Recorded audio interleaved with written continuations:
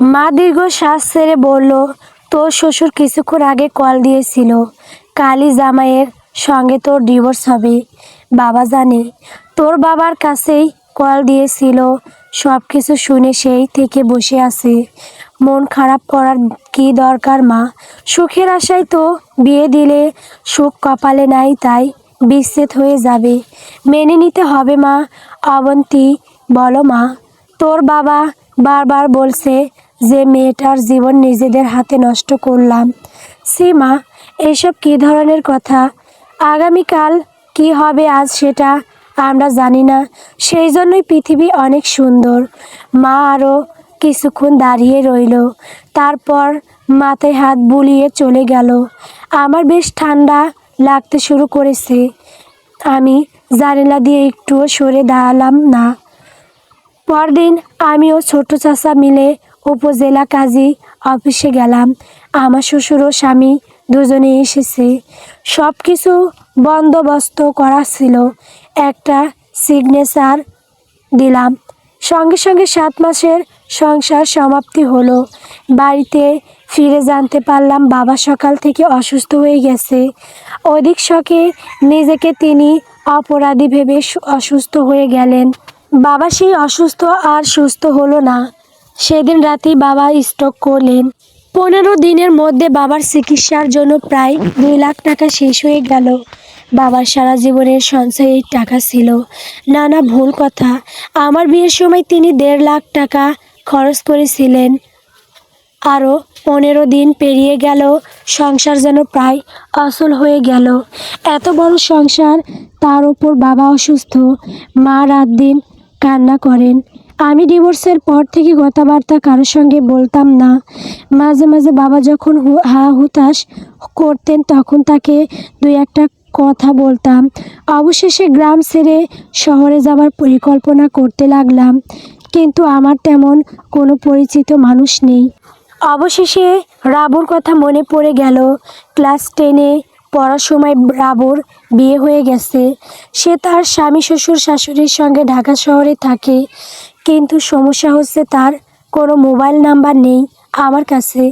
পরদিন সকালে উঠে রাবুদের বাড়িতে গেলাম। রাবুর মা আমাকে দেখে খুশি হলেন। তারপর কেন বিচ্ছেদ হলো ইত্যাদি প্রশ্ন করতে লাগলো। আমি রাবুর নাম্বার নিয়ে চলে এলাম। কল দিয়ে নিজের বিপদের কথা বললাম। রাবু বলল, 2-1 দিনের মধ্যে ঢাকা চলে আয়, চাকরির ব্যবস্থা হয়ে যাবে। চিন্তা করিস না অবন্তী। মানুষের জন্য পৃথিবীতে সমস্যা, আবার মানুষেরই সেগুলো সমাধান করে। হোঁচট খেয়ে রাস্তায় যতক্ষণ পড়ে থাকবি ততক্ষণ পর্যন্ত মানুষ তাকিয়ে থাকবে, কিন্তু যত তাড়াতাড়ি উঠে দাঁড়াবি তত তাড়াতাড়ি উপহাস থেকে বাঁচবি। হাঁটতে না পারলেও অন্তত উঠে দাঁড়িয়ে থাকবি, তবুও কাউকে বুঝতে দিবি না তুই আহত। 2000 টাকা ধার করে মা বাবার কাছে বিদায় নিয়ে দ্বিতীয় রমজানের দিন ঢাকা রওনা দিলাম। 2 দিন হলো আমি ঢাকায় রাবুর বাসায় এসেছি। ইফতারের সময় পানির জগটা আমি হাতে নিতেই হাত ফসকে পড়ে গেল। সব খাবারগুলো একসঙ্গে পানিতে ভিজে গেল। এটা আমার বান্ধবীর বাসা। একটা চাকরির জন্য 2 দিন আগে গ্রাম থেকে এই বাসায় এসেছি। আমি মাথা নিচু করে সব কিছু গোছাতে ব্যস্ত হয়ে গেলাম। আমার বান্ধবী রান্নাঘর থেকে দৌড়ে এসে কী বলবে বুঝতে পারছিল না। ওর স্বামী, শ্বশুর শাশুড়ি সবাই তাকিয়ে আছে। সব কিছু পরিষ্কার করে আমরা ইফতার করলাম। আমাকে কেউ কিছু বলেনি, কিন্তু নামাজের পরে আমার বান্ধবী রাবুকে চুপিসারে কিছু বলবে এটা নিশ্চিত। গ্রাম থেকে যখন এসেছিলাম তখনই রাবু আমাকে বলেছিল, শহরে থাকার জায়গা দেবার বড্ড অভাব রে অবন্তী।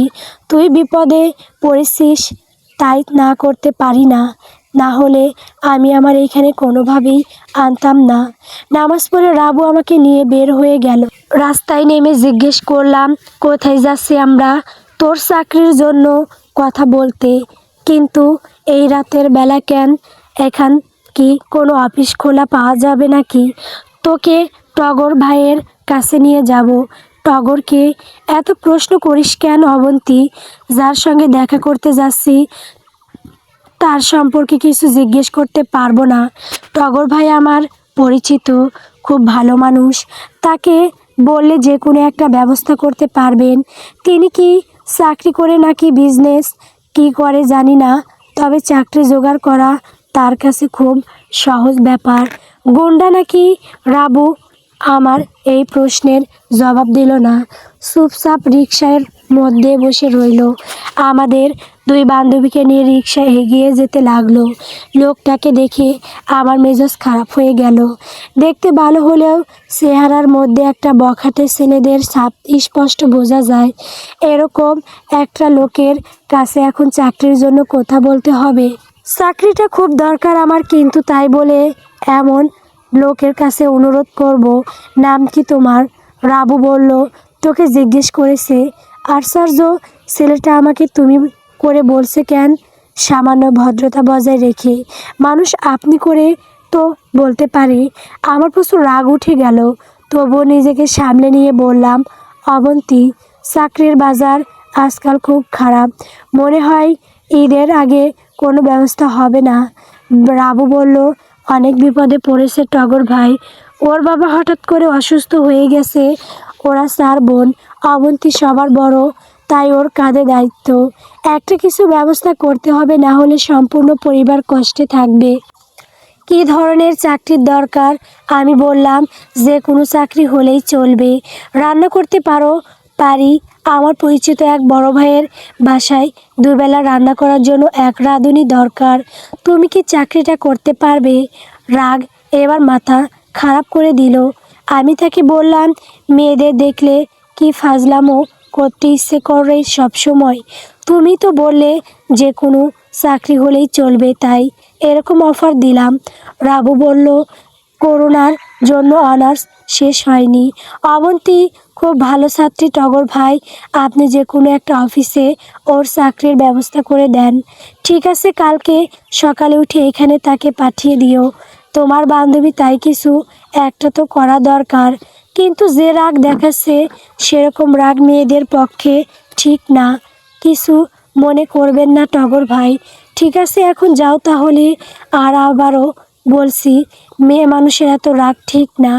কেমন যেন প্রকৃতির বিরুদ্ধে বিরুদ্ধে মনে হয়। এতক্ষণ রেল লাইনের পাশে দাঁড়িয়ে দাঁড়িয়ে কথা বলছিলাম। আমি আর রাবু হাঁটা শুরু করলাম, কিন্তু রাবু আবার গেল ছেলেটার কাছে। টগর ভাই, আবার কি? 2000 টাকা দিতে পারবেন? ওর বাড়িতে টাকা পাঠাতে হবে। বাড়ির অবস্থা বেশি ভালো না, বেতন পেলে তখন দিয়ে দেবে। এখনও চাকরি হলো না, আর বেতনের নাম করে টাকা ধার শুরু হয়ে গেল। টাকাটা না হয় আমাকে ধার দিলেন, আমি পরে দিয়ে দেব টগর ভাই। রাকিবকে আমার কথা বলে নিয়ে যেও। ধন্যবাদ টগর ভাই। আমরা এবার রিকশার কাছে গেলাম। হঠাৎ করে রাবু আবার চলে গেল। আমি একটু দাঁড়িয়ে থেকে আমিও সঙ্গে গেলাম। রাবু বলল, টগর ভাই, আজকের রাতটা তোর বাসায় থাকুক, আমি কালকে দিনের মধ্যে থাকার ব্যবস্থা করে দেব। স্কুলের গলিতে একটা মেয়েদের মেন্স আছে। কিভাবে বুঝলেন আমি থাকার জন্য বলবো? এটা বুঝতে গোয়েন্দা হতে হবে নাকি? তোদের বাসার পরিচিত তো আমি জানি। তাছাড়া তুই একদম বিপদে না পড়লে কোনো দিন আমাকে স্মরণ করিস না, আমি জানি। চাকরির ব্যবস্থা হয়ে গেলে থাকার স্থান দরকার, এতটুকু বোঝার মতো জ্ঞান তো আছে নাকি? সকালবেলা রাবু নিজেই আমাকে নিয়ে বাসা থেকে বের হলো। বাসা থেকে বের হয়ে আমরা দেখি টগর ভাই বাসায় সামনে একটা দোকানে বসে আছে। আমাদের দেখে তিনি বেরিয়ে এলেন।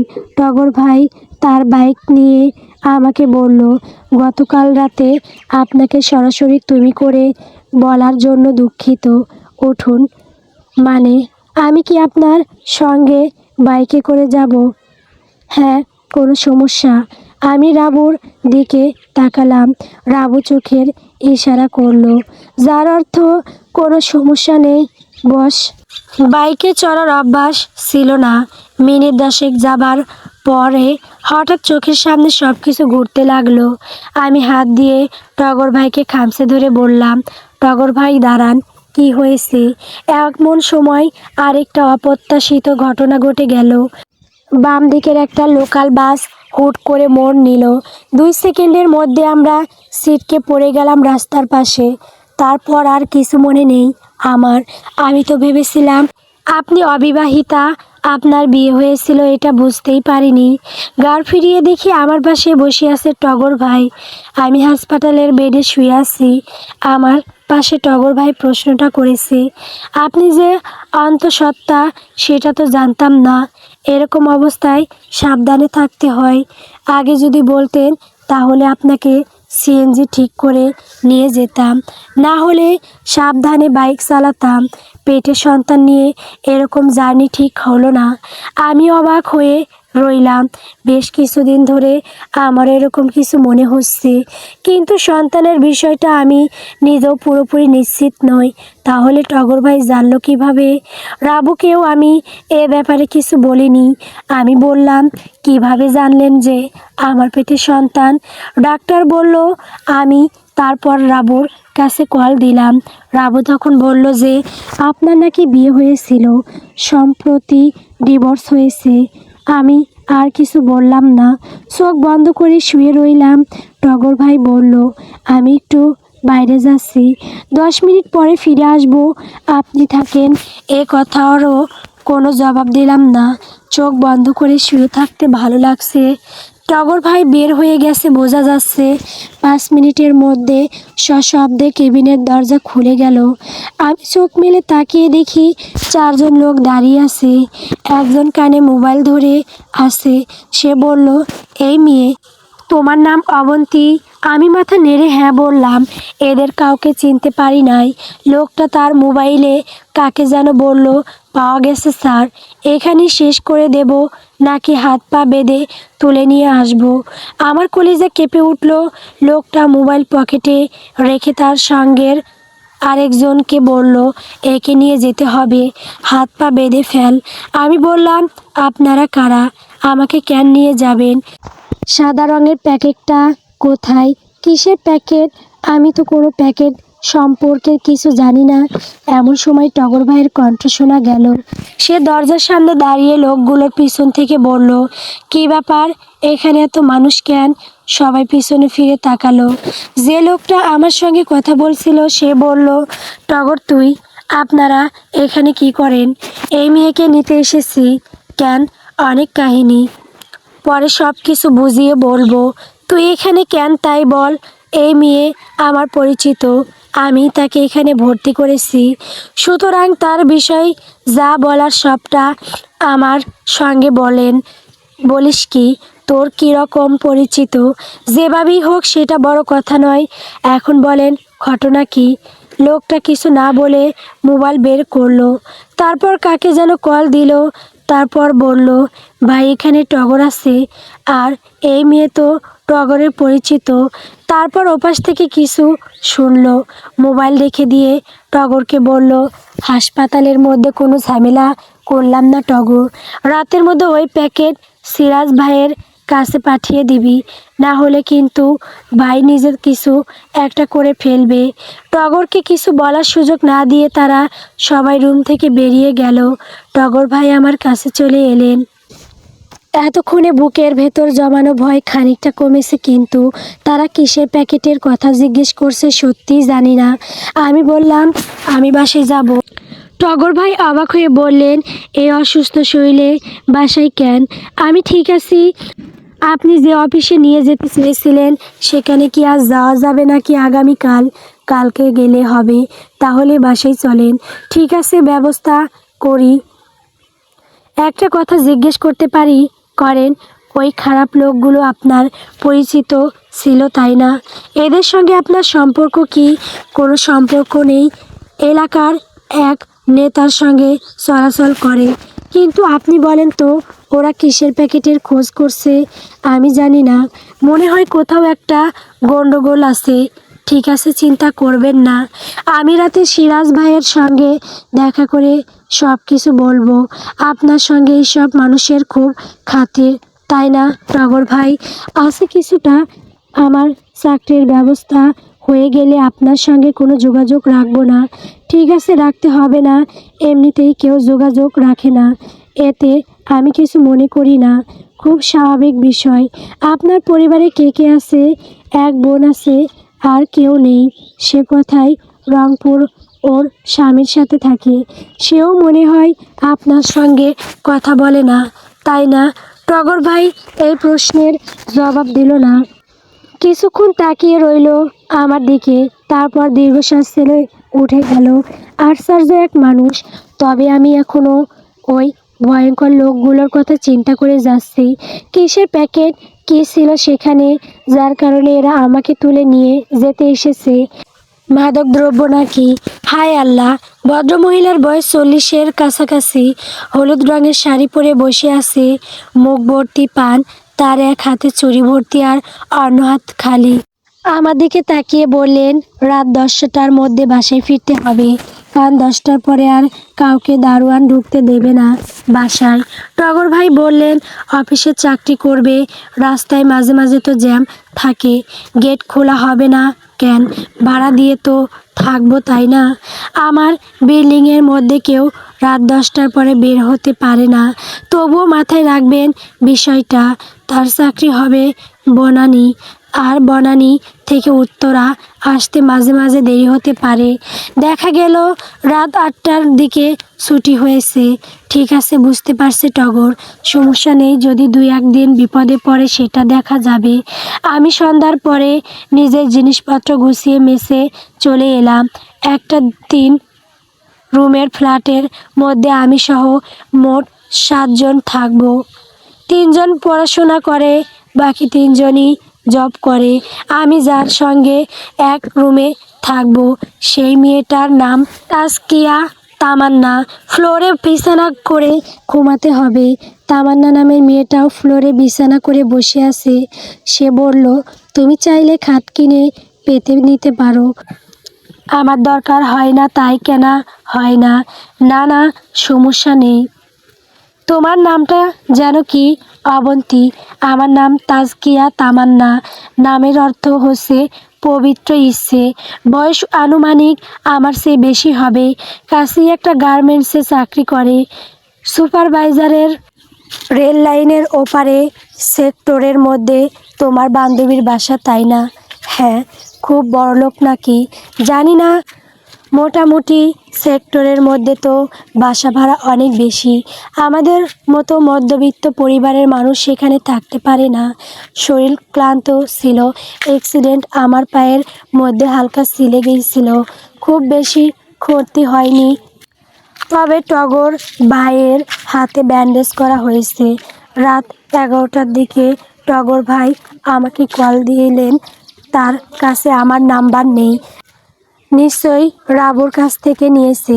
রাবুর ভালো নাম রাবেয়া, আমরা সব সময় তাকে রাবু বলে ডাকি। হ্যালো, আমি টগর বলছি। বলেন, আপনি সেদিন গ্রাম থেকে আসার সময় বাসের মধ্যে আপনার পাশের সিটে কি একজন মহিলা বসেছিল? আমি খানিকটা অবাক হয়ে গেলাম, তারপর নিজের কৌতূহল লুকিয়ে বললাম, হ্যাঁ, সে মহিলা আপনার ব্যাগের ভেতর একটা সাদা প্যাকেট রেখেছিল। ওরা সেই প্যাকেট চাইছে, ওটা আপনি কোথায় রেখেছেন? এবার আরও অবাক হলাম, আমি তো এসবের কিছু জানতাম না। তাছাড়া কিছুক্ষণ আগে সব বের করে গুছিয়ে রেখেছি, সেখানে কোনো সাদা প্যাকেট ছিল না। বললাম, টগর ভাই, আমি জানি না সেটা কোথায়, দয়া করে আমার কাছে সত্যিটা বলেন, না হলে খুব বিপদ হতে পারে। আশ্চর্য, আপনি আমার কথা বিশ্বাস করছেন না কেন টগর ভাই? আমি ওটা দিয়ে কি করব? ঠিক আছে, সমস্যা নেই, আমি দেখি কি করা যায়। আমি না বলা পর্যন্ত আপনি বাসা থেকে বের হবেন না। টাকা পয়সা লাগলে রাবিয়ার কাছে বলবেন। আপাতত বাসায় থাকেন। চাকরি বিষয়টা একটু সমাধান করি, তারপর আপনার চাকরির ব্যবস্থা করা হবে। আপাতত বাসায় বসে থাকেন, ঘুমান, যা ইচ্ছে করেন। কল কেটে গেল। আমি সেদিন গ্রাম থেকে ঢাকায় আসার কথা ভাবতে লাগলাম। আমার পাশে এক মহিলা ছিল। আমি প্রায় সারাক্ষণ ঘুমিয়েই ছিলাম। আমার ব্যাগটা ছিল পায়ের কাছে, বেশি কাপড় চোপড় ছিল তাই মাথার উপরের বক্সে রাখতে পারিনি। মহিলা কখন বাস থেকে নেমেছে সেটাও জানি না আমি। মোবাইলে মা কল দিয়েছে, এত রাতে মা কল দিবে ভাবিনি। তাহলে বাবার শরীর আবার অসুস্থ হয়ে গেল নাকি? কেমন আছো মা? আমরা ভালো আছি। তুই কেমন আছিস মা? চাকরি হয়েছে? না, চাকরির জন্য যেতে পারিনি। পথে সামান্য অ্যাক্সিডেন্ট করেছি, তাই হাসপাতাল থেকে আবার বাসায় এসেছি। বলিস কি, সাবধানে থাকতে পারিস না? বেশি কিছু হয়নি তো? না মা, একটা কথা বলতে কল দিলাম। কি কথা? বলো। জামাই এসেছিল একটু আগে। মানে কার জামাই? সোহাগ এসেছিল। আমার হাজবেন্ডের নাম ছিল সোহাগ, কিন্তু সে আমাদের বাড়িতে এসেছে আশ্চর্য। কেন এসেছে? সে নাকি ইচ্ছে করে ডিভোর্স দেয়নি। এসবের পেছনে অনেক ঝামেলা ছিল, বাধ্য হয়ে নাকি কাজটা করেছে। এসব কী ধরনের কথা? সে এসে তোমাকে বলে গেল আর তুমি বিশ্বাস করে নিলে? সে ঢাকায় গিয়ে তোর সাথে দেখা করতে চায়, আমার কাছে ঠিকানা চায়। পাগল নাকি? তার সঙ্গে দেখা করব কেন জানি না। আমি তো নিজেই তোর ঠিকানা জানি না, দেব কিভাবে? সে বলে গেল যেভাবেই হোক তোর ঠিকানা নাকি জোগাড় করবে। কিছু বুঝতে পারছি না মা, তুই সাবধানে থাকিস অবন্তী। তোর বাবা এসব কিছু জানে না, টেনশন করবে, তাই কিছু বলিনি। ভালো করছো। দুদিন পেরিয়ে গেল, সে রাত থেকে টগর ভাই নাম্বার বন্ধ। যে নাম্বার দিয়ে কল করেছিল সেই নাম্বার বন্ধ পাচ্ছি। রাবুর কাছে জিজ্ঞেস করলাম, রাবু কিছু জানতে পারেনি। তৃতীয় দিন একটা অপরিচিত নাম্বার দিয়ে কল এলো। আমি রিসিভ করে কথা বললাম। কে বলছেন? আমাকে আপনি চিনবেন না? আপনার ব্যাগ থেকে একটা সাদা প্যাকেট আমি বাসের ভেতরে বসে নিয়েছিলাম, ওটা আমার কাছেই আছে। কে আপনি? তাছাড়া আপনি আমার ব্যাগের ভেতর থেকে কেন নিয়েছেন? আপনি কি জানেন ওই প্যাকেটের জন্য আমি কতটা বিপদে আছি? হ্যাঁ জানি।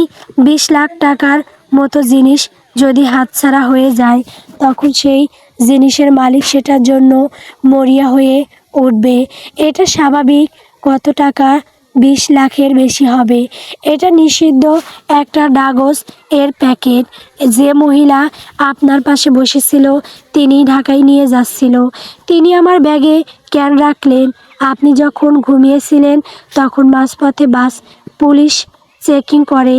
পুলিশ দেখে আপনার পাশে বসা সেই মহিলা এগুলো আপনার ব্যাগে রেখেছিল। আপনার সিট ছিল D4 আর আপনার পাশের মহিলা D3। আমি ছিলাম D2 সিটে। সত্যি বলতে আপনাকে আমি কাউন্টার থেকে ফলো করছিলাম।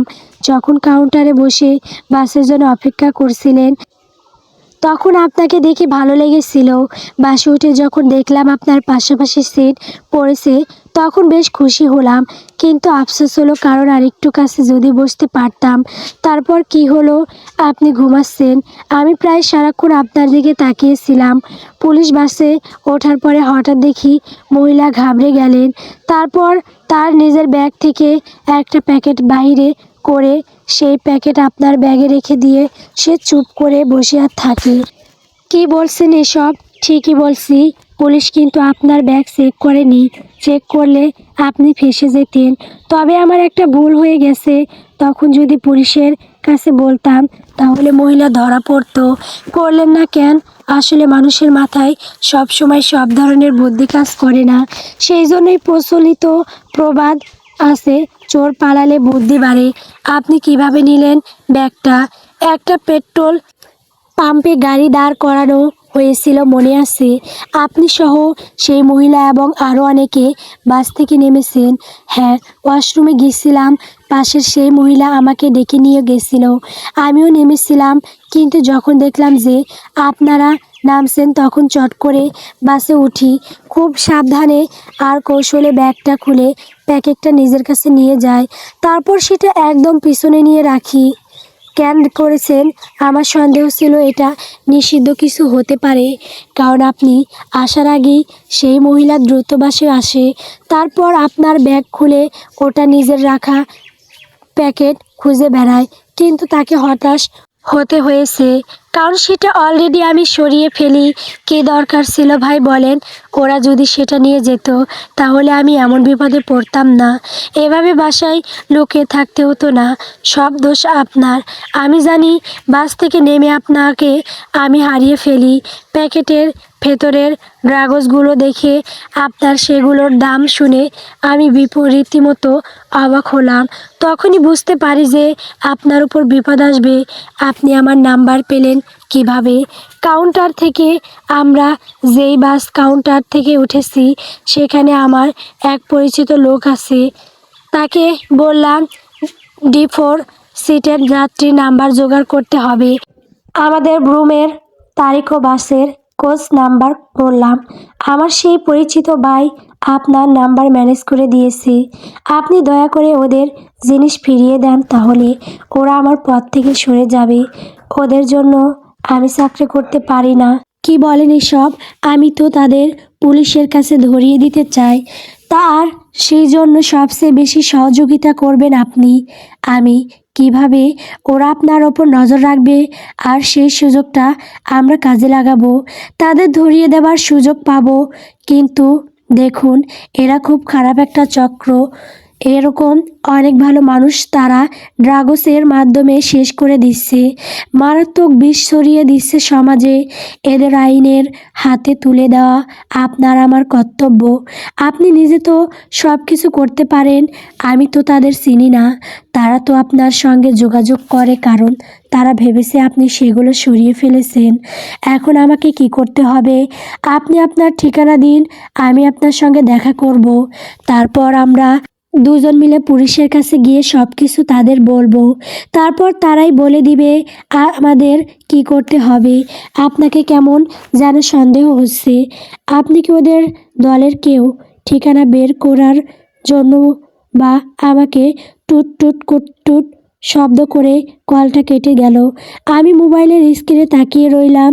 তারপর নিচ থেকে কল ব্যাক করলাম, কিন্তু নাম্বার বন্ধ। আশ্চর্য! মোবাইল বিছানায় রেখে জানালা ধরে দাঁড়িয়ে রইলাম।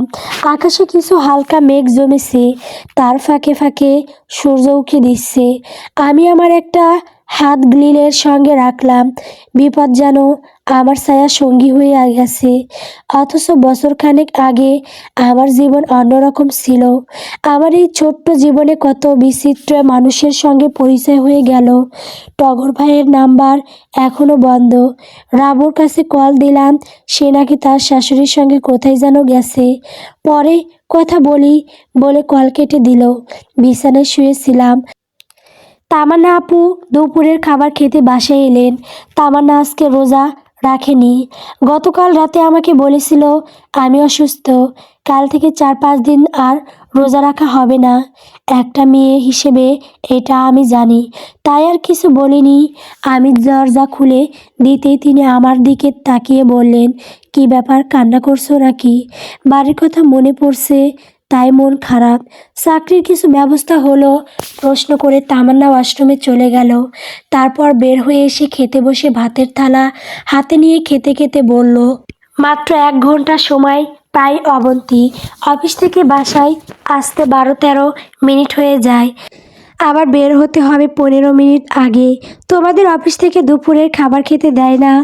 আরে না, ইপিজেডের মধ্যে হলে দেয়, কিন্তু আমরা যেখানে চাকরি করি সেখানে দেয় না।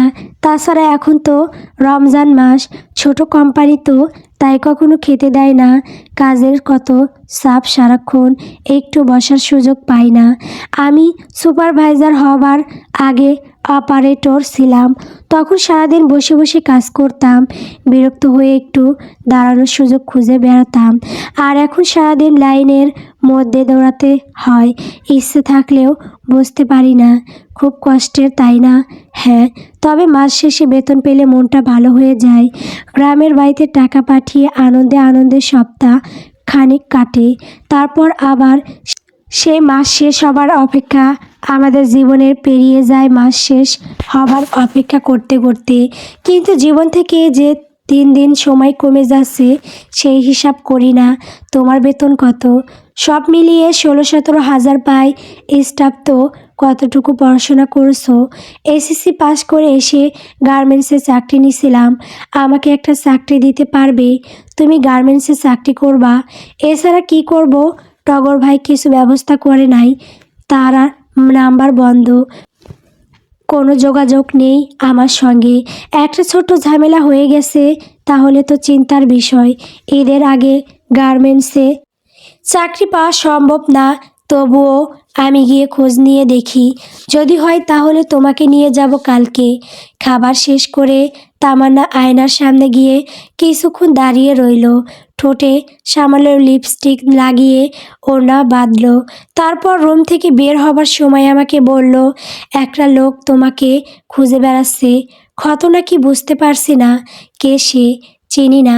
সকালে আমি বের হতেই একটা লোক আমাকে তোমার একটা ছবি দেখালো, তারপর জিজ্ঞেস করলো, এই মেয়েটা বিল্ডিংয়ের কত তলায় থাকে জানেন? আমি তোমার ছবি দেখে অবাক হয়ে গেলাম, বললাম, না জানি না। কীরকম ছবি? আমার ছবি তারা পাবে কই? তা তো জানি না। তোমার সঙ্গে আরেকটা ছেলে ছিল, তোমার পরনে লাল একটা থ্রি পিস আর সঙ্গে ছেলেটার পরনে সাদা টি শার্ট। তাহলে মনে হয় আমার স্বামী, আর আমার ছবি ছিল ওটা। তোমার বিয়ে হয়েছে? হ্যাঁ। বলো কি? জানতাম না তো। আচ্ছা, দেরি হয়ে যাচ্ছে, এখন যাই তাহলে। বাসে ফিরে সব কিছু শুনবো, তুমি বাসা থেকে বের হইও না। আর ওরা মনে হয় দারোয়ানের কাছে কিছু জিজ্ঞেস করে নাই, কারণ দারোয়ান তাহলে সন্দেহ করবে, আর ওরা সব সময় গুড়গুড় করতে পারবে না। তামান্না চলে গেল। আমাদের পাশের রুমের যে দুটো মেয়ে ছিল তারা বাসায় আছে। এদের নাম জানি কিন্তু ভালো করে পরিচয় হয়নি এখনো। আমি তামান্না আপুর কথা ভাবতে লাগলাম।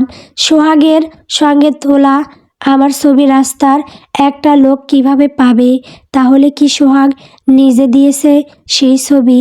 কিন্তু সোহাগকে পাবে কোথায় এরা?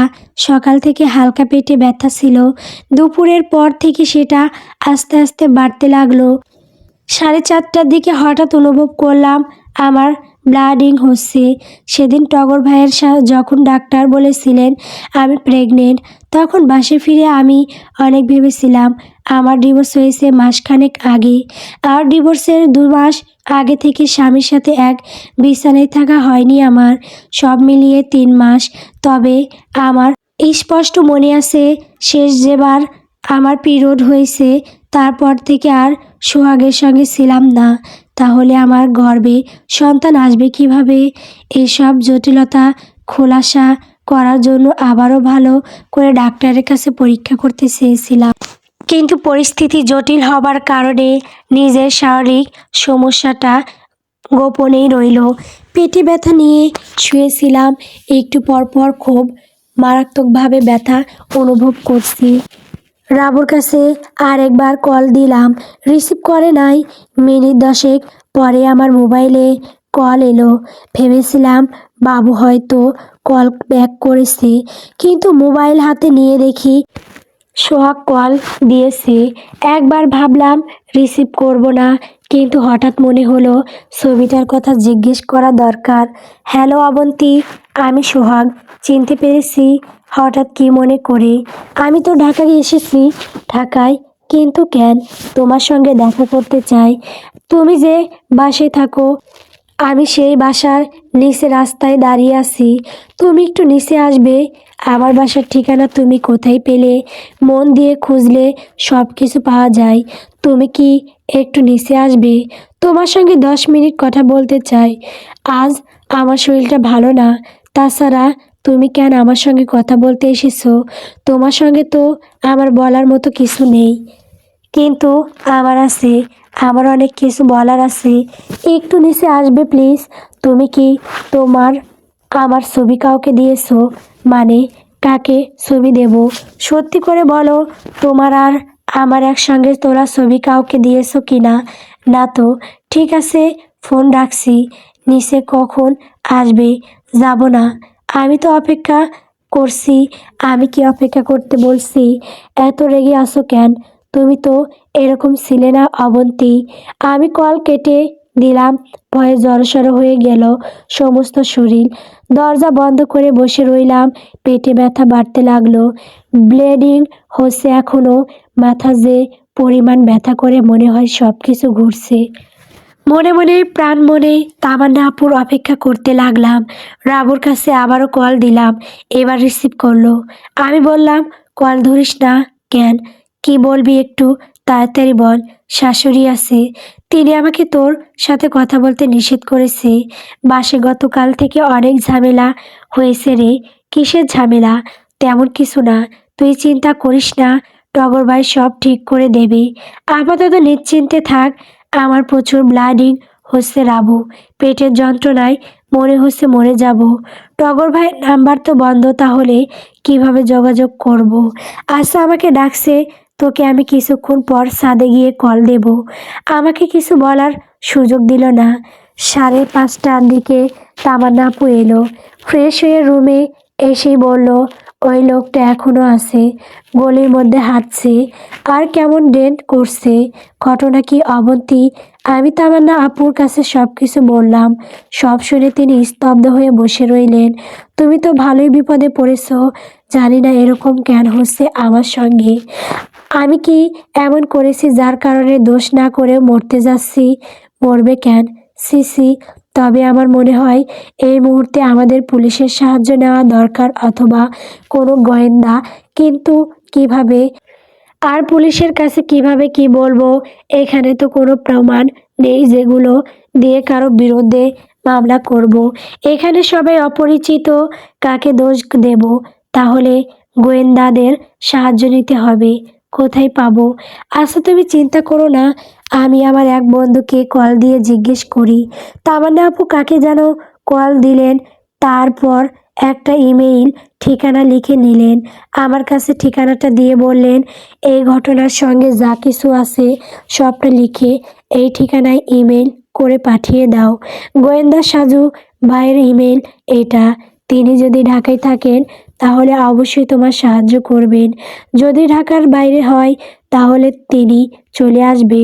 আমার বন্ধু তো বলল যে সাজু ভাই সবসময় চেষ্টা করে বিপদে পড়ার নিরাপদ মানুষকে রক্ষা করতে। তারপর থেকে আমি পেটে ব্যথা নিয়েই লিখতে শুরু করি। যেহেতু আমার সাবেক হাজবেন্ড এই ঘটনার সঙ্গে জড়িত বলে মনে হচ্ছে, তাই আমার ডিভোর্সের শুরু থেকে আপনাকে লিখে দিলাম। আপনার কাছে আমার অনুরোধ, আমাকে সাহায্য করুন। আর জানতে হলে আমার নাম্বারে কল দিতে পারেন। আমি আপনার সাহায্যের জন্য অপেক্ষা করছি। বিনীত অনুরোধে, নুসাইবা জান্নাত অবন্তী। তারাবি নামাজ পড়ে বের হয়ে মোবাইলে হাতে নিয়ে ডাটা চালু করে ইমেইল নোটিফিকেশন পাই সাজু ভাই উত্তরার 7 নাম্বার সেক্টর পার্কের পাশের মসজিদ থেকে নামাজ পড়ে বের হয়েছে। সাজুর সঙ্গে রয়েছে কিবরিয়া। সাজু ভাই যখন খুলনা পলিটেকনিক ইনস্টিটিউটে পড়াশোনা করত, তখন কিবরিয়া ছিল তাদের সঙ্গে। খুব ভালো বন্ধু না হলেও বন্ধু হিসেবে পরিচিত। এতক্ষণ ধরে কিবরিয়া ইমেল পড়ছিল আর সাজু তার পাশে বসে বসে শুনছিল। তারা এখন আছে 7 নাম্বার সেক্টরের 19 নাম্বার রোডে। কিবরিয়া বলল, বেশ জটিল মনে হচ্ছে সাজু। তোমার কাছে জটিল মনে হয়, কিন্তু আমার কাছে তো শুধু একটা বিষয় খটকা আছে, তাছাড়া আর কোনো সমস্যা নেই। কীরকম? অবন্তীর বর্ণনা অনুযায়ী টগর সম্ভবত সেই চক্কর হাতে বন্দি আছে, কিন্তু টগরকে বন্দি করে রেখে তারা কি করবে সেটা একটু খটকা। এছাড়া আর সব পরিষ্কার। হ্যাঁ, বিশ্বাস হচ্ছে না তাই না? না, কারণ অবন্তীর সাবেক স্বামী কিভাবে তার বর্তমান ঠিকানা পেয়ে গেল জানতে হলে রাস্তার 6 নাম্বার ওপারে সেক্টরের মধ্যে যেতে হবে। অবন্তীর বান্ধবীর বাসায় রাত 10টা বেজে গেছে। সমস্যা নেই, চলে গিয়ে দেখি কি অবস্থা। আরেকটা প্রশ্ন আছে, কি তামান্না নামের মেয়েটার কাছে যে লোকটার ছবি দেখিয়ে জিজ্ঞেস করেছে, তিনি মনে হয় অবন্তীর স্বামী ছিলেন, তাই না? হা হা হা, মাথা মোটা নাকি তুমি? কেন? তামান্নাকে যে ছবি দেখানো হয়েছে সেখানে তার স্বামীর ছবি ছিল। তাহলে সেই লোকটা যদি তার স্বামী হয়ে থাকে, তবে ছবির লোকটা আর জিজ্ঞেস করার লোকটা একই ব্যক্তি, তাই না? হ্যাঁ, তো যদি অবন্তীর স্বামী হতি তাহলে তামান্না তো বুঝতে পারতেন ছবির লোকটা আর জিজ্ঞেস করা লোকটা এক, আর সেটা অবন্তীকে বলতো। বুঝলাম। অবন্তীর নাম্বারে কল দাও কিবরিয়া। কিবরিয়া কল দিল। অবন্তী রিসিভ করার সময় সাজুর কাছে মোবাইল দিয়ে দিল সে। হ্যালো, অবন্তী বলছেন। জি, আপনি কি সাজু ভাই? কিভাবে বুঝলেন? অনুমান করে আমার মনে হচ্ছিল আপনি কল দিবেন। সত্যি বলতে আমি আপনার কলের জন্য অপেক্ষা করছি। আপনার বান্ধবীর রাবুর বাসার ঠিকানাটা দিতে হবে। আমি তার সঙ্গে কথা বলতে চাই। ভাইয়া, ওর বাসায় একটু ঝামেলা হচ্ছে, তাই আমি আর ওকে এসবের মধ্যে জড়াতে চাই না। কিন্তু আমার তো দরকার আছে। সোহেল সাহেব মানে আপনার সাবেক হাজবেন্ডের সন্ধান ওই অপরাধী চক্র কিভাবে পেয়েছে জানেন? কিভাবে? আপনার বান্ধবীর মাধ্যমে। কিন্তু সোহাগের ঠিকানা এনে তাকে এসবের মধ্যে কেন জড়ানো হবে? কারণ আপনার দুর্বলতা ছিল তার প্রতি, সেজন্য তাকে ব্যবহার করা হচ্ছে। আমি আপনাকে পরে সব কিছু বুঝিয়ে বলবো, এখন ঠিকানা দেন। অবন্তী ঠিকানা দিয়ে দিল। সাজু ভাই বললেন, আপনার পেটে ব্যথা কমেছে? একটু কমেছে। বাসের ভেতরে বসে কথিক যে লোকটা আপনার ব্যাগ থেকে ড্রাগস নিয়ে গেছে, সেই লোকটার নাম্বারও আমাকে দিয়ে দেন। ফোন পকেটে রেখে বাইক নিয়ে রওনা দিল সাজু ভাই ও কিবরিয়া। রাতের স্নিগ্ধ বাতাস আর ব্যস্ত শহরের রাস্তা দিয়ে এগিয়ে যাচ্ছে দুইজন। কিবরিয়া বলল, আমার কাছে বেড়াতে এসেও তুমি নতুন কাজে জড়িয়ে গেলে, তাই না বন্ধু? হ্যাঁ, কাকতালীয়। যদি গ্রামের বাড়িতে থাকতাম বা অন্য কোনো শহরে, তাহলে একদিন লেগে যেত উত্তরা আসতে। অবন্তী ও তামান্না নিজেদের রুমে দরজা বন্ধ করে বসে আছে। বাইরে মূল দরজায় কলিং বেলের শব্দ হচ্ছে। পাশের রুম থেকে ওরা কেউ একজন দরজা খুলে দিচ্ছে, সেটা বোঝা যাচ্ছে। একটু পরে অবন্তীদের দরজা টোকা দিল। বাড়ির মালিকের স্ত্রীর কণ্ঠ শুনে তামান্না বলল, এত রাতে আপা কেন এলো? দরজা খুলে দিতেই বাসায় প্রবেশ করলেন বাড়ির মালিকের স্ত্রী। তিনি অবন্তীকে বললেন, টগরের সঙ্গে তোমার শেষ কথা হয়েছিল কখন? এ বাড়িতে দিয়ে যাওয়ার পরে আর কথা হয়নি। শুনলাম টগর নাকি মারা গেছে। তেরমুখের ব্রিজের নিচে নাকি ওর লাশ পাওয়া গেছে। অবন্তী কর দিয়ে বলল, সাজু ভাই, টগর ভাই নাকি মারা গেছে। একটু আগে বাড়ির মালিকের স্ত্রী এসে বলে গেলে। সাজু স্বাভাবিকভাবে বলল, টগর মারা যায়নি, বেঁচে আছে। আপনি টগরকে নিয়ে চিন্তা করবেন না। আপনার স্বামীর একটা ছবি পাঠান তো আমাকে। অবন্তী অবাক হয়ে গেল। তামান্না তার সামনে বসে অবন্তীর চেহারায় বিস্মিত ভাব দেখতে পেল। তবু চুপ করে রইল অবন্তী। সাজু ভাই, আপনি কি নিশ্চিত? হ্যাঁ নিশ্চিত। যা কিছু ঘটুক আপনি বাসা থেকে বের হবেন না। আমি আপনার বান্ধবীর বাসায় এসেছি। এখান থেকে বের হয়ে থানায় খবর দিয়ে দেব। সোহাগের ছবি পাঠাবো। হ্যাঁ, পাঠিয়ে দেন। মোবাইল রেখে সাজু আবারও রাবেয়ার দিকে তাকিয়ে রইল। রাবেয়া মাথা নিচু করে আছে। তার শাশুড়ি বিরক্তি প্রকাশ করতে চাইছে। ভদ্রলোক নিজে হয়তো বেশি কিছু জানেন না, তার চেহারার মধ্যে একটা জিজ্ঞাস্য দৃষ্টি আছে। সাজু বলল, টগর নাকি খুন হয়ে গেছে। মিসেস রাবিয়া, আপনি বুঝতে পারছেন ঝামেলা কতটা গুরুত্বপূর্ণ আকার ধারণ করেছে? রাবিয়া জবাব দিল, না। দরজার সামনে আবারও রাবিয়ার শাশুড়িকে দেখা যাচ্ছে। সাজু সেদিকে তাকিয়ে আবারও রাবিয়ার দিকে তাকিয়ে আছে। সাজু বলল, আপনি কিছু না বললে আমি পুলিশের কাছে আপনাদের পরিবারের নামগুলো উল্লেখ করব। অপরাধীকে সাহায্য করার অপরাধে আপনারা খানিকটা দোষী হবেন। বৌমা, সব কিছু বলে দাও। বিরক্তি নিয়ে বললেন রাবিয়ার শ্বশুর। রাবেয়া বলল, কি বলবো বলেন। অবন্তীর বিষয়ে অপরিচিত কারা খোঁজ খবর নিয়েছে এবং সেটা কবে নিয়েছে? আমি যেদিন সন্ধ্যাবেলা অবন্তীকে নিয়ে টগর ভাইয়ের কাছে গেছি, সেদিন সকালে দুজন লোক এর সঙ্গে রাস্তায় দেখা হয়। অবন্তী তখন কোথায় ছিল বাসায় ছিল। আমি আর আম্মা দুজন মিলে একটু বাজারে গিয়েছিলাম। সেখান থেকে ফেরার পথে দুজন লোকের সঙ্গে দেখার হয়। তারা কি বলে অবন্তীর পরিচয় জানতে চায়। আমি তখন ভয়ে সব কিছু বলে দেই। তারপর তারা অবন্তীর স্বামীর নাম্বার চায়। আমার কাছে নাম্বার ছিল না, কিন্তু বিকেলে বাসায় ফিরে অবন্তীর কাছ থেকে নাম্বার কৌশলে নিয়ে নিই। লোকগুলোকে আগে চিনতেন না, তাছাড়া মাস্ক পরেছিল। তারপর বললেন, বাসায় ফেরার সময় আপনার শাশুড়ি অনেক কথা বলে। আমি তখন সিদ্ধান্ত নিয়েছিলাম যে অবন্তীকে টগর ভাইয়ের কাছে তুলে দেব। অবন্তী যে বিপদে পড়েছে বুঝতে পারি, তাই সেখান থেকে বাঁচানোর জন্য টগর ভাইকে স্মরণ করি। তার সঙ্গে দেখা করে চাকরির কথা বলি। সাজু উঠে দাঁড়ালো। আমরা যে খোঁজ খবর নিতে এসেছি এগুলো ওই লোকগুলোকে বলার দরকার নেই, তাহলে আপনারা বিপদে পড়বেন। টগর ভাই কি হয়েছে জানি না। আপনি আপনার বান্ধবীর সাথে কথা বলবেন সব সময়, তাকে সাপোর্ট দিবেন, কারণ তিনি মানসিক চাপ আছেন। বাসা থেকে বের হয়ে গেল দুইজনেই। রাস্তায় নেমে বাইক নিয়ে রওনা দিল অবন্তী যেখানে থেকে সেদিকে। বাইকে ওঠার আগে সোহাগের ছবি দেখে নিল।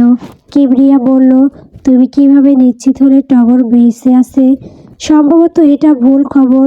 টগরকে তারা কিছুই করবে না বন্ধু, কারণ টগরকে খুন করলে বিপদ আরও বাড়বে। কিন্তু কেন? এখানে খুব বেশি টাকার বিষয় নয়, তাই এদের দলটা হবে ছোট। ছোট দল হলেও এরা খুবই সতর্ক এবং বুদ্ধিমান তো বটে।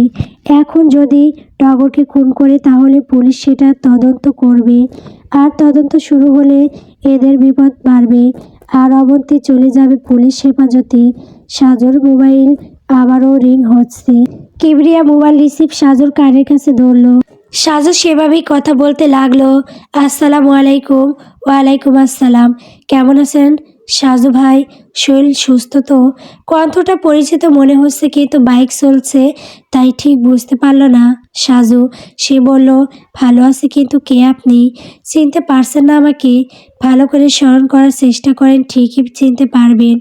সাজু ভাই, আমি জানি আপনি চিনতে পারবেন, কারণ আপনি বুদ্ধিমান। আমাকে না চেনার কোনো কারণ তো নেই সাজু ভাই। কলটা কেটে গেল। বাইক দাঁড় করালো সাজু। কিবরিয়া বলল, কি হয়েছে? কে কল দিয়েছে? সাজু সেই প্রশ্নের জবাব না দিয়ে বিড়বিড় করে বলল, রবিউল ইসলাম। সোহাগ যে লোকটার সঙ্গে দাঁড়িয়ে আছে, তিনি সোহাগের উপর প্রচুর বিরক্ত। দুপুর থেকে আধা ঘন্টা পর পর শুধু চা খাচ্ছে সোহাগ। দাঁড়িয়ে দাঁড়িয়ে অপেক্ষা করছে, আর কিছুক্ষণ পর পর শুধু বলে, ভাইজান চলেন একটু চা খেয়ে আসি। আজকে দুপুর থেকে এই রাত পর্যন্ত যে পরিমাণ চা সোহাগ খেয়েছে, সেই পরিমাণ চা তার সঙ্গের লোকটা 2 বছরেও খায়নি। সে মনে মনে তাদের দলের বসকে গালি দিচ্ছে। এ ধরনের লোকজন সচরাচর সবসময় মুখে গালি ব্যবহার করে, তবে সামনাসামনি গালি দিতে পারে না, কিন্তু মনে মনে ঠিকই দেয়।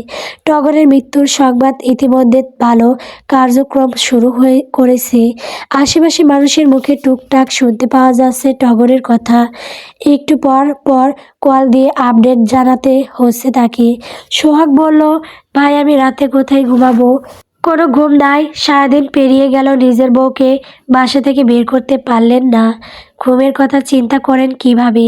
ঠিকমতো না ঘুমালে আমার শরীর অসুস্থ হয়ে যায়, তখন তো হাসপাতালে ভর্তি করতে হবে।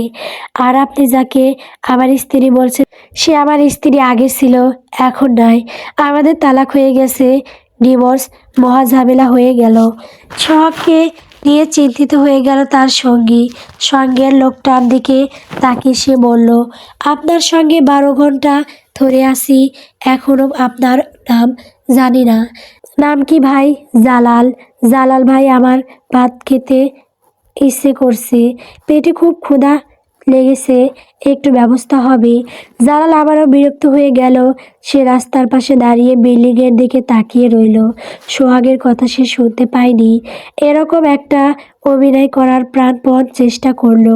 সাজুর মোবাইলে অবন্তীর নাম্বার দিয়ে কল এসেছে। কল করেছে তামান্না। সাজু ভাই কথা বলার আগেই তামান্না বলল, সাজু ভাই আমি তামান্না, অবন্তীর রুমমেট। আপনি এখন কোথায় আছেন? আমরা আপনাদের বাসার কাছাকাছি। ওপাশ থেকে আর কোনো কথা শোনা গেল না। মনে হচ্ছে কল না কেটেই মোবাইল রেখে ব্যস্ত হয়ে গেছে। সাজু মনোযোগ দিয়ে শোনার জন্য কান সজাগ করে নিল। অবস্টুর উচ্চারণে অবন্তীর গঙ্গানের শব্দ শোনা যাচ্ছে। অবন্তীর কান্না জড়িত কণ্ঠে বলছে, আপু আমি বাঁচতে চাই। আমার পরিবারে আমি না থাকলে সবার কি অবস্থা হবে? মা বাবা সবাই না খেয়ে মারা যাবে আপু। অবন্তীকে হাসপাতালে ভর্তি করা হয়েছে। পেটের যন্ত্রণা সহ্য করতে না পেরে সে আবারও অজ্ঞান হয়ে গেছে। সাজু আর কিবরিয়া দুজন মিলে ওদের বাসার সামনে গিয়ে তামান্নার কাছে জানতে পারে। তারপর হাসপাতালে নেবার ব্যবস্থা করেন সাজু। তামান্না নিজেও এসেছে। তার সঙ্গে তাদের ফ্ল্যাটের আরেকটা মেয়ে আছে। একটু আগে অবন্তীর জ্ঞান ফিরেছে। সাজু তার সঙ্গে কথা বলতে যাবে, কিন্তু তার আগে তামান্না নামের এই মেয়েটাকে বাসায় পাঠানো উচিত।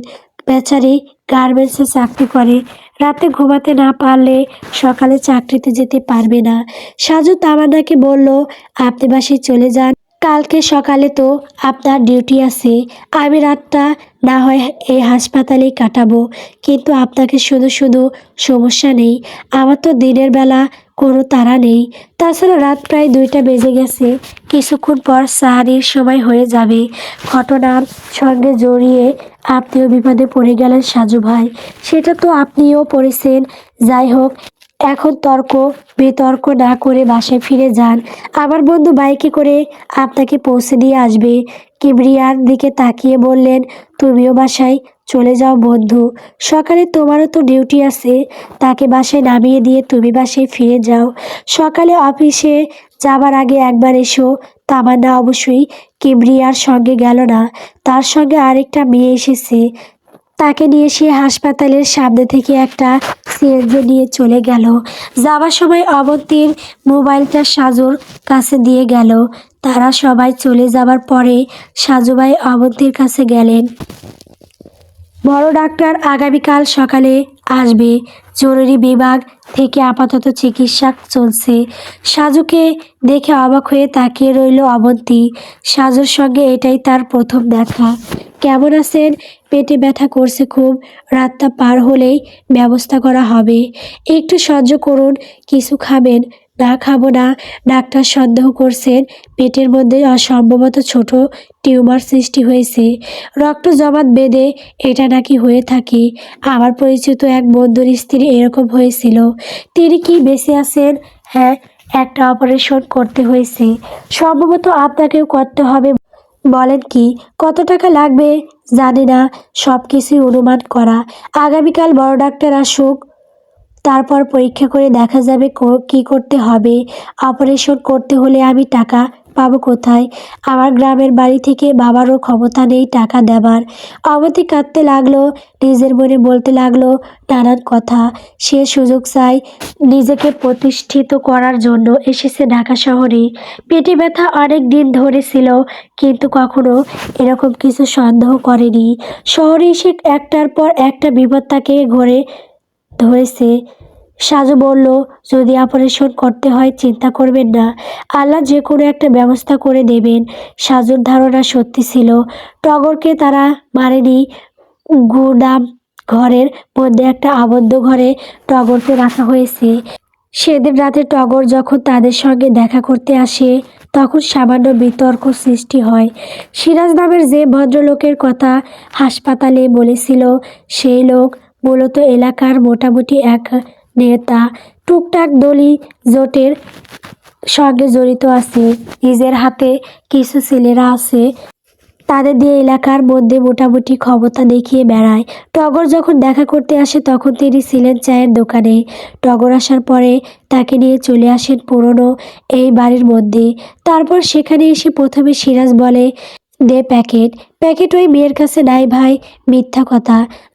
যাকে দিয়ে মাল আনাইছি সে নিজের হাতে ওর ব্যাগে রাখছে। কিন্তু ভাই আমি ভালো করে জিজ্ঞেস করলাম, সে এসব কিছু জানে না। মিথ্যা বলে মিথ্যা। তুই যেভাবে পারিস তার কাছে থেকে ওটা আমার কাছে এনে দিবি, না হলে কিন্তু ওই মেয়েকে আমি শেষ করে দেব। ভালো, আমি যতটুকু জানি ততটুকু বলছি। গরিব মেয়ে, চাকরির জন্য শহরে এসেছে, এমন 2 নাম্বারই মালপত্র সরানোর মতো মানসিকতা তার মধ্যে নাই। তুই আমাকে জ্ঞান দিস, ওখানে সব মিলিয়ে 20 লাখ টাকার বেশি মালামাল আছে। বলেন কি ভাই, এত টাকা না হলে কি আমি শুধু শুধু মরিয়া হয়ে আছি? কিন্তু ভাই তার কাছে নাই, বুঝতে পারছি। মেয়েটা কি তুলে আনতে হবে, তখন আমার সামনেই তাকে জিজ্ঞেস করবি না তাকে এখানে আনবেন না সিরাজ ভাই, তাহলে কিন্তু আপনাকে যে সম্মান করি সেই সম্মান আর করবো না। ব্যাস, এতটুকুই যথেষ্ট। টগরকে তাই হাত পা বেঁধে আটকে রাখা হয়েছে। এছাড়া গতি দেই, আজ প্রায় 3 দিন ধরে টগর এখানে বন্দি। সেহরির সময় হয়ে গেছে, অবতী ঘুমাচ্ছে। সাজু সেহরি খাবার জন্য নিচে নামলো। হাসপাতালে ঢোকার সময় সামনে একটা রেস্টুরেন্ট দেখে এসেছে। ভালো কিছু খাবার পাওয়া গেলে তো ভালো, না হলে রাস্তার পাশে চায়ের দোকান নিশ্চয়ই খোলা আছে, কারণ এটা ঢাকা শহর। রেস্টুরেন্টে বসে সাজু ভাত পার্সেল করে নিল। অবতী একা একা আছে, তাই এখানে বসে খাবার খেয়ে সময় নষ্ট করা যাবে না। খাবার নিয়ে বিল দিয়ে বের হবার সময় সোহাগের সঙ্গে দেখা। সাজু যেহেতু তার ছবি দেখেছে, তখন সঙ্গে সঙ্গে চিনতে পারল। সাজু থমকে গিয়ে বলল, আপনার নাম কি সোহাগ? হ্যাঁ, কিন্তু কে আপনি? সর্বনাশ! সাজু দ্রুত হাসপাতালে চলে গেল। সোহাগ যেহেতু আছে, সুতরাং সেই তার সঙ্গে আরও লোকজন আছে। সাজু অবশ্য ভালো করে দেখে এসেছে।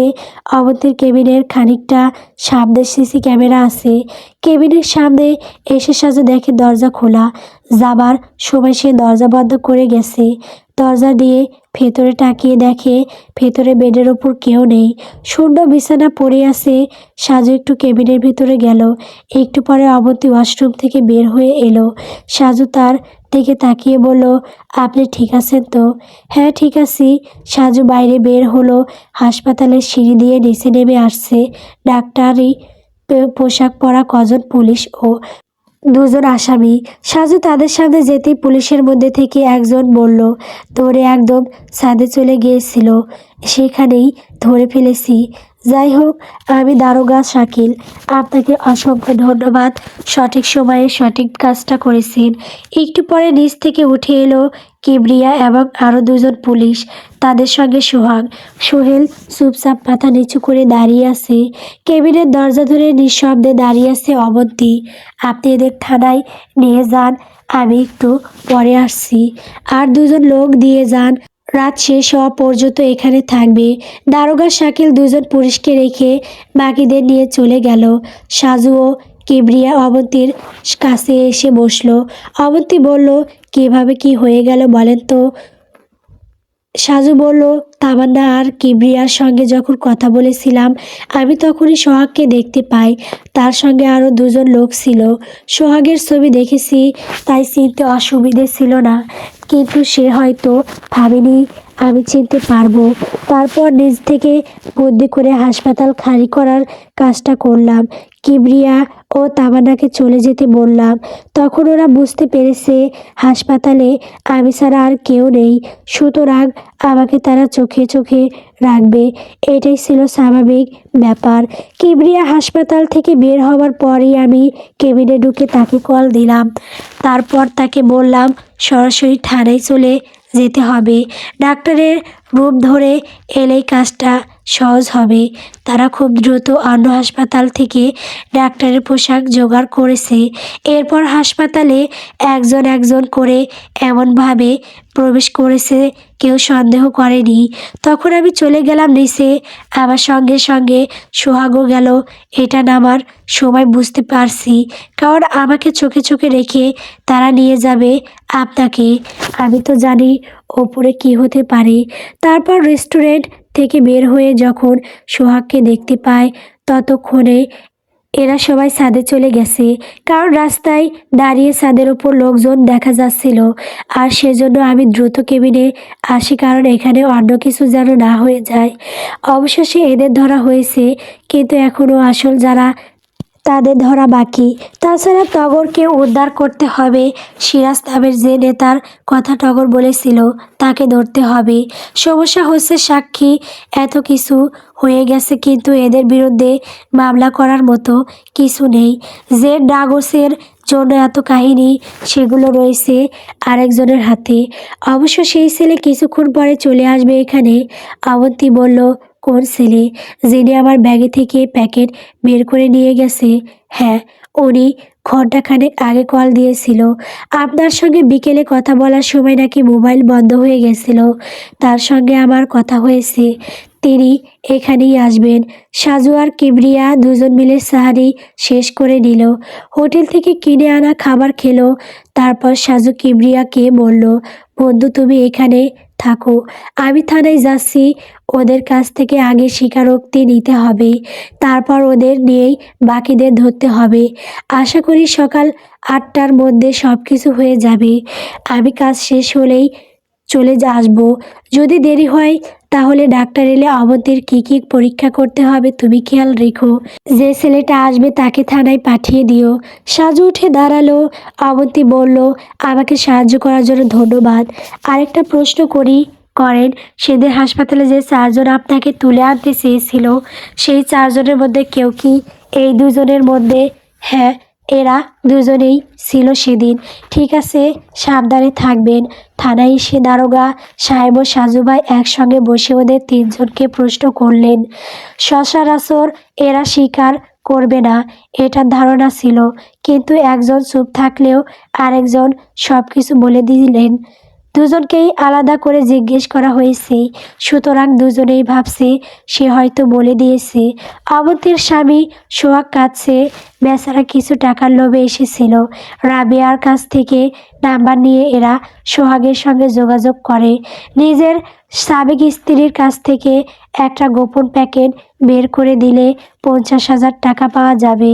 সোহাগের ধারণা ছিল এটা কোনো ব্যাপার হবে না, কারণ অবন্তী তাকে ভালোবাসে। তাই দুর্বলতার সুযোগ নিয়ে কাজটা করার জন্য রাজি হয়ে যায়। তারপর অবন্তীর বাড়িতে যায় এবং অবশেষে ঢাকায় আসে। কৌশলে মিথ্যা কথা বলে তবুও কাজ হলো না। বেচারা সোহাগও আরেকজনকে থানায় রেখেই বাকি একজনকে নিয়ে রওনা দিল। দারোগা শাকিল টগরকে যেখানে রাখা হয়েছে আপাতত সেখানে যেতে হবে আগে। ঘন্টা খানেক পরে তারা দক্ষিণ খানের একটা পুরনো বাড়িতে প্রবেশ করে। একটা গোদাম ঘর থেকে টগরকে উদ্ধার করা হয়, কিন্তু সেখানে করা কাউকে পাওয়া গেল না। তবে সিরাজ নামের সেই কথিক নেতাকে তার বাসা থেকে গ্রেপ্তার করা হয়েছে। সিরাজ প্রথম প্রথম স্বীকার করলেও পরে যখন জানলো তার বাকি দুজন সব কিছু স্বীকার করেছে, তখন চুপচাপ রয়ে গেল। সিরাজকে নিয়ে থানায় এসে দেখে গেল যে ছেলেটার কাছে সেই প্যাকেট এতদিন ছিল, সেই ছেলে থানায় বসে অপেক্ষা করছে। টগরের শরীর বেশি ভালো ছিল না, তবে দুর্বার শরীর নিয়েও সে সচ্ছল রইল।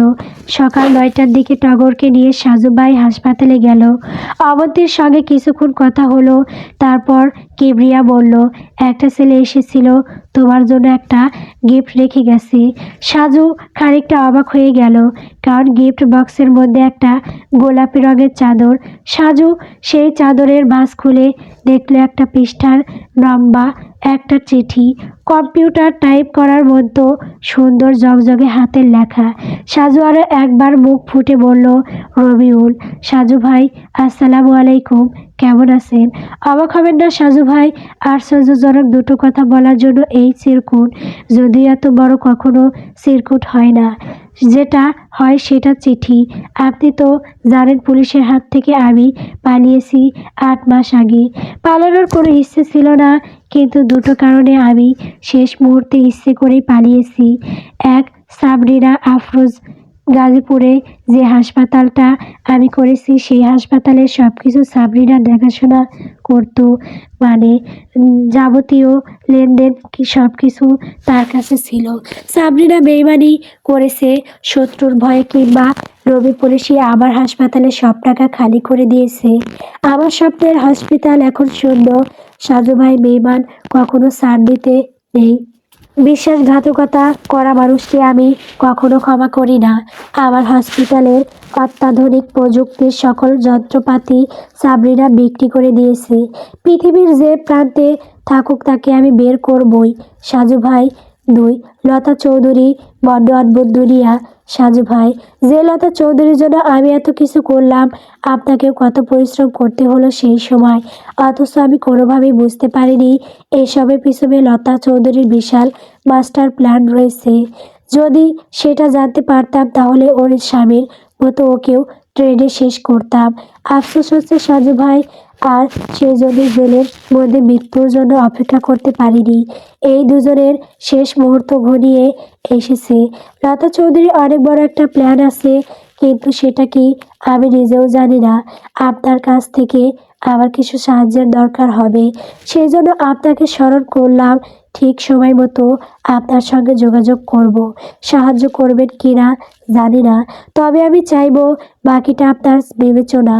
আমার উদ্দেশ্য আপনি ঠিকই বুঝতে পারবেন, কারণ আমি জানি আপনি বুদ্ধিমান। খারাপ হবার পরে আমি আপনার মতো কাউকে সম্মান করিনি। আল্লাহ হাফেজ। এটি রাফসান মাহমুদ, রবিউল ইসলাম। 8 দিন পর মহাখালী টার্মিনালে বাসের জন্য অপেক্ষা করছে অবন্তী। সে গ্রামের বাড়িতে যাচ্ছে, তার সঙ্গে যাচ্ছে টগর। অবন্তী এখন সুস্থ, অপারেশন করা হয়েছে, যাবতীয় খরচ সাজু দিয়েছে। কদিন ধরে সাজুর মনোযোগ অন্যদিকে। সে রবিউলের বিষয় নিয়ে ভাবছে। লতা চৌধুরী এতদিনে নিশ্চয়ই বাচ্চা হয়েছে, কিন্তু সেই মেয়ে কি এমন করেছে যার জন্য রবিউল এরকম কিছু বলতে পারে? রবিউল যখন পালিয়েছে সেই ঘটনাও পুরোপুরি সে জানে না। হাসান ভাই সব কিছু জানে, তাই তাকে জিজ্ঞেস করা দরকার। কিন্তু তিনি এখন ঢাকার বাইরে আছে। বাস চলছে, মাগরিবের পরে বাস ছেড়েছে। জানলার পাশে বসে অবন্তী বলল, এর আগে আমার স্বামীর সাথে রাতে বাসে ভ্রমণ করেছিলাম। আমরা নদীতে ফেরি পারাপারের সময় মাঝরাতে দুজন মিলে আকাশে জ্যোৎস্না দেখেছি। সেদিন ছিল পূর্ণিমা, কি অপূর্ণ দৃশ্য ছিল সেটা আজও চোখে ভাসে। টগর বলল, আপনি আপনার স্বামীকে খুব ভালোবাসেন তাই না? অবন্তী জবাব দিল, না। টগর চুপচাপ বসে রইল।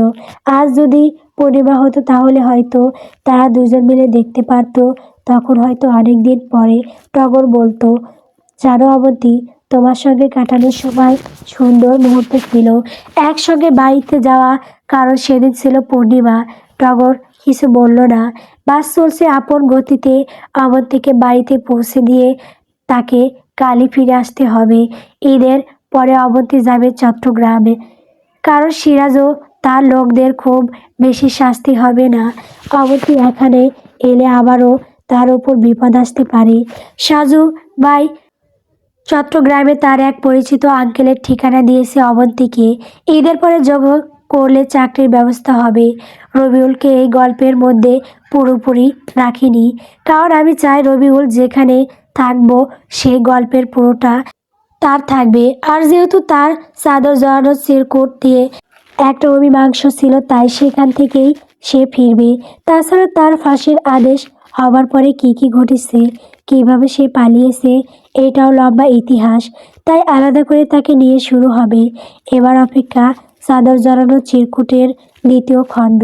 সেখানে অদ্ভুত লতা চৌধুরী আবির্ভাব, আবার দাদাজানের নতুন পরিচয় নির্বাচন করা, সাবরিনার বিশ্বাসঘাতকতার কারণ। সমাপ্ত গল্প। সেদিন ছিল পূর্ণিমা। গল্পটি কেমন হয়েছে কমেন্ট করে বলবেন। আমার চ্যানেলে নতুন নতুন গল্প পেতে সবাই আমার চ্যানেলটিকে সাবস্ক্রাইব করবেন। ধন্যবাদ।